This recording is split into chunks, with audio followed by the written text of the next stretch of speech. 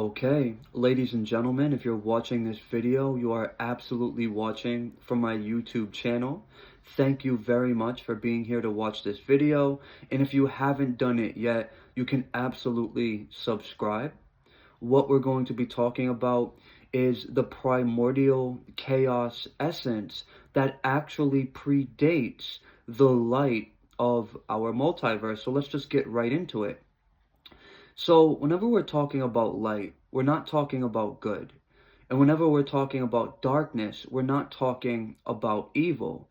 These are actually inversions, or looking at it in that way is an inversion that has been programmed within the subconscious intentionally to disconnect us from the source energy, or what some of you may actually call God, but I don't really use that word.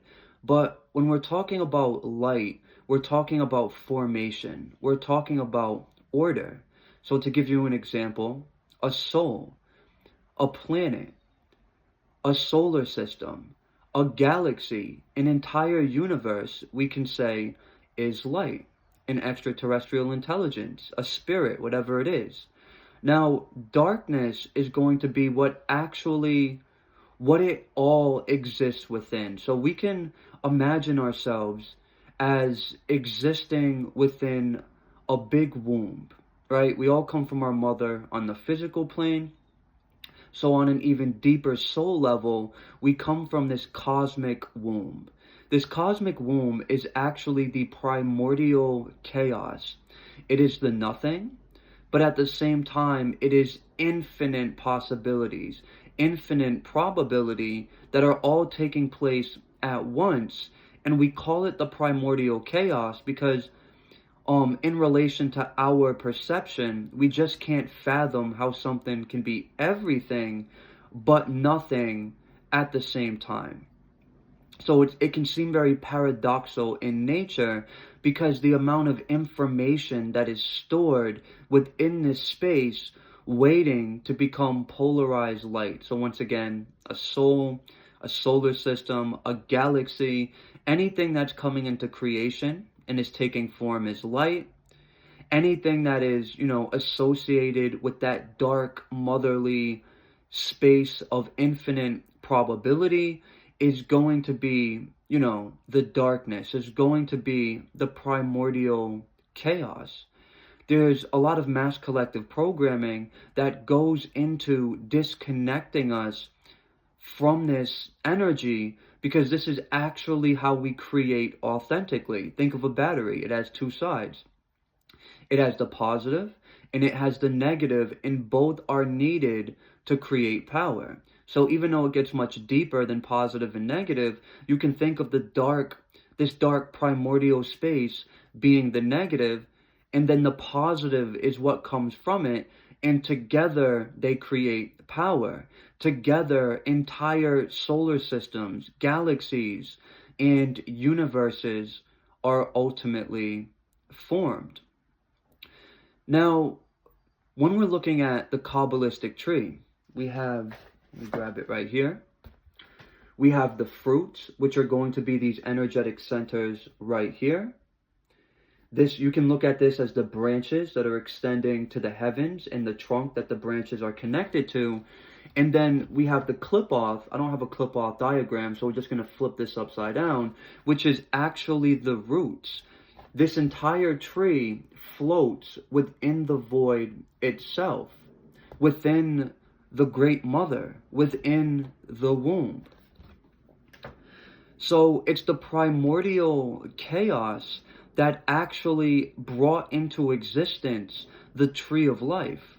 And this is because we are the tree of life. And remember, I explained that everything ultimately comes from this dark space, which is why there are powers that want to disconnect you from your own darkness. They want to disconnect you from your feminine energy because it's this space that brings, everything into creation. Now, once again, the clip-off is going to be the roots of the tree, and we can't actually authentically understand the fruits, which would be the tree of life, if we don't have an understanding of our roots, which is going to be the primordial chaos. So the same way we come from our mother on a physical level, on a soul level, we actually come from the dark mother. And the clip-off is actually that dark motherly energy. So in Hebrew, clip-off can translate to shells, peels, and husks. And the shells that, it's basically making reference to are going to be the shells that we create around the fruits of the tree of life. And the fruits is going to be a healthy sense of self-identity, healthy personas, healthy perceptions, and just the source energy in general, and our ability to emanate all of those different qualities. So when we're going into the clip-off, which is known as the tree of death, we are dying to everything that we are not. The limiting belief systems, the limiting perceptions, the unhealthy relationships, the unhealthy coping, and the fragmentation that takes place within our psyche due to trauma. And as we're working through all of these separations, so before I continue, the tree of life represents unity. The clip-off, to a large degree, can represent separation. But as you're working through it, you're actually becoming whole, and you're gaining access to more of the tree of life because they're actually inherently the same thing. But going back to the separations, as you're working through all of these different separations, you're actually connecting to the roots of what you are, which is the primordial chaos. What you actually come from is the void. And you're like a spark of inspiration or a spark of consciousness that comes from this space, creates its own soul, and then you incarnate into the human experience. So imagine being a person that's disconnected from that and you think darkness is bad. Imagine if you were operating from a space of separation to where you're this battery and you think positive is good and negative is bad. Well, at this point, you're not going to have any power. Imagine throwing a battery that has no negative charge into a radio, thinking that it's going to create power. It is absolutely not. So when we're going through the clip-off, we are reconnecting with ourselves. We are reconnecting with the abyss. We are reconnecting with the void in which all things in creation actually come from.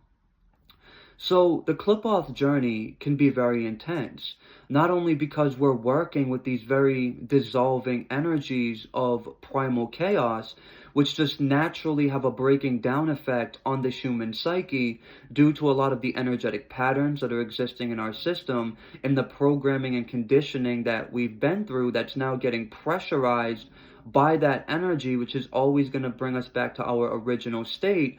But we're also going to be working through trauma because it's also trauma that puts us in that space of separation. And the trauma starts when we're very young. We come into the world, essentially of this source energy, and we're very connected to it, and we're naturally in a very regulated state. But then we become very dysregulated and we actually experience fragmentation due to the limiting belief programs and due to the trauma that we endure. And the way fragmentation works is essentially we go through it, we have a traumatic experience or an experience that we perceive to be traumatic, even if we don't know it's traumatic. And we fragment from the emotion because we're usually taught that it's not safe and it's not okay to express that emotion. And as we're fragmenting from the emotion that we feel due to whatever happened, we also fragment from the true self, and our true self is actually the source energy.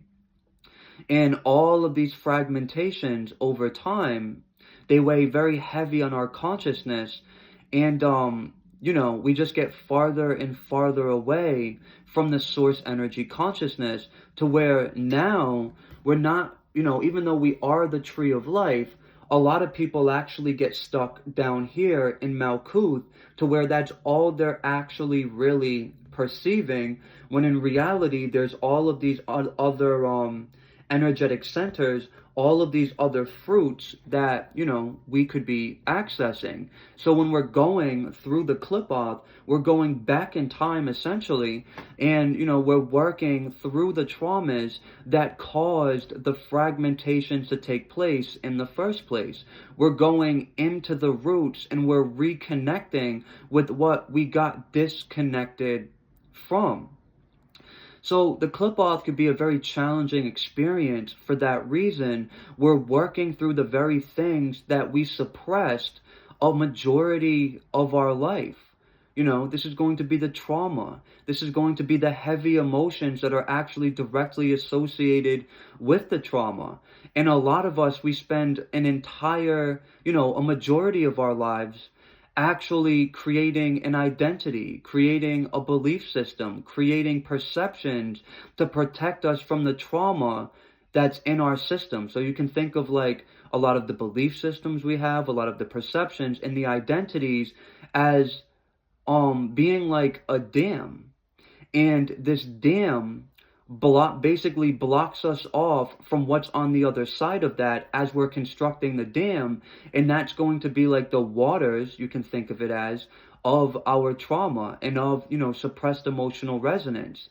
So the reason why the clip-off could be very challenging is because when we're opening the shells, we're not only going through an ego dissolution of the identities and the masks that we create to survive the trauma, but now a little hole has been poked in the dam that we created, and now those waters are coming flooding to the surface. And we're not only going to experience that on an emotional level, but we're going to experience that in our physical life through the principle of as within, so without. Our internal process is going to project itself into the world, and it will in some way, shape, or form take physical manifestation. So this is when enemies pop up. This is when maybe you get fired from your job.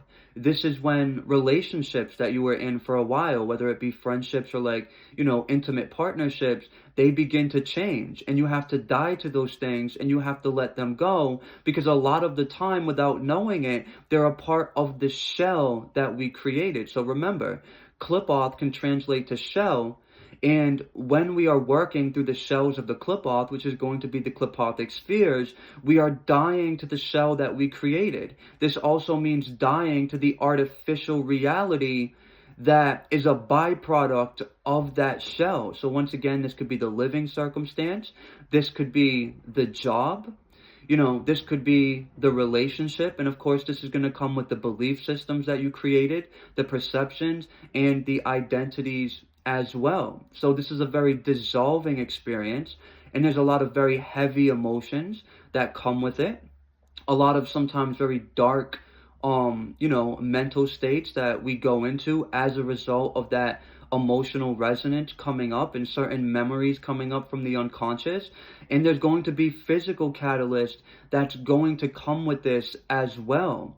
But what reality is now showing you is your separation. So you can actually reconnect with the tree of life and reconnect with the source consciousness. But to do this, you have to work through all of those fragments, and you have to work with the trauma that is stored within your system.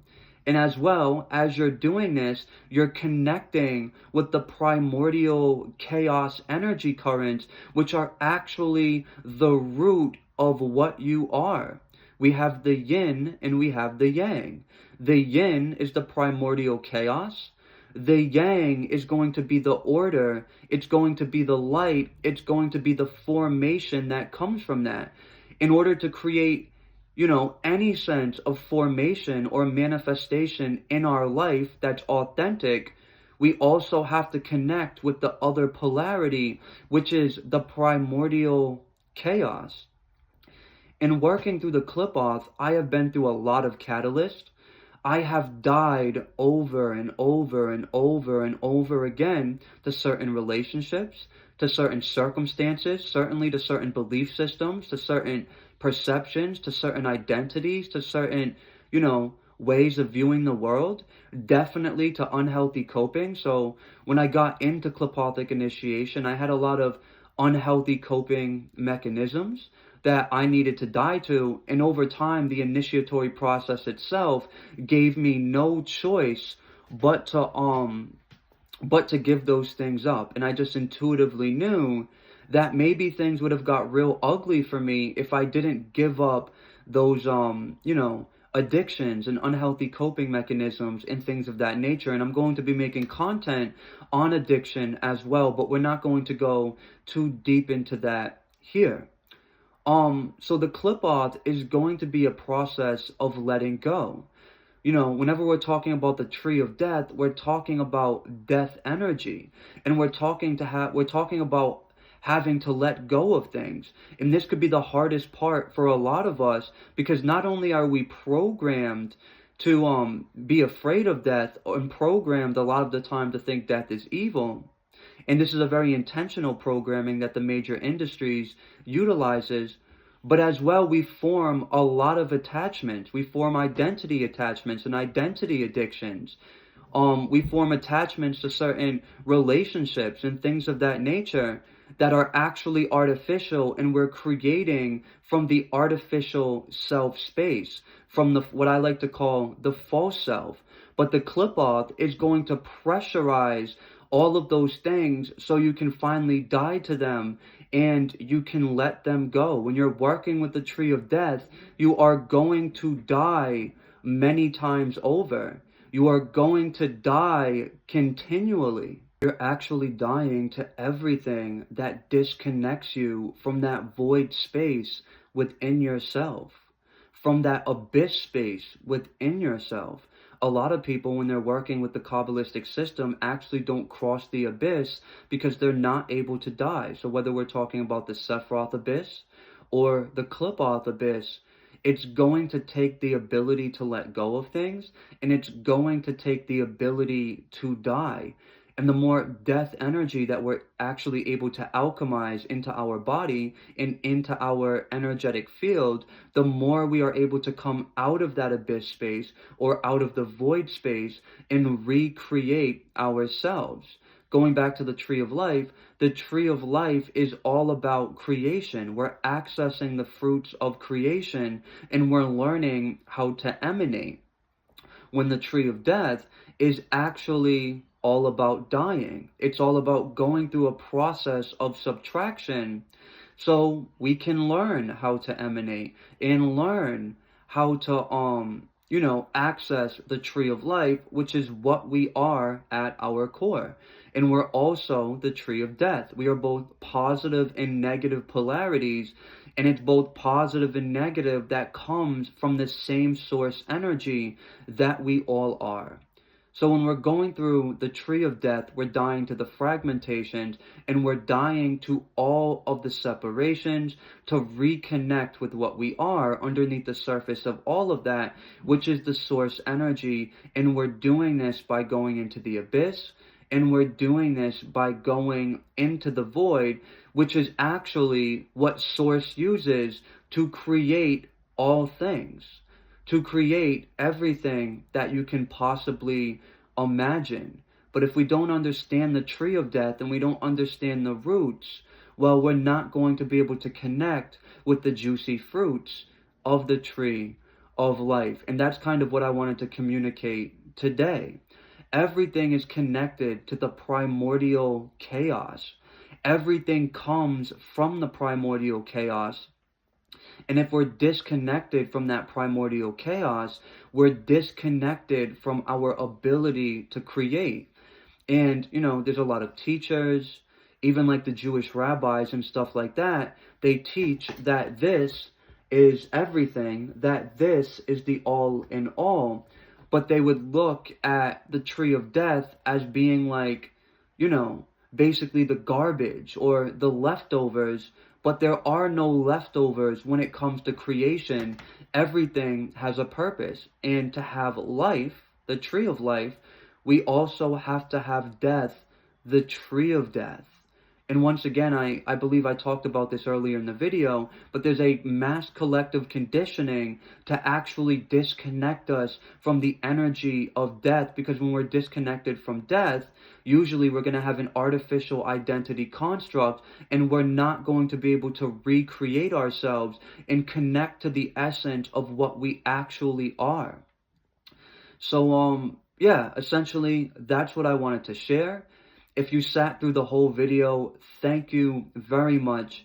I appreciate every single one of you, and I will absolutely see you in the next video.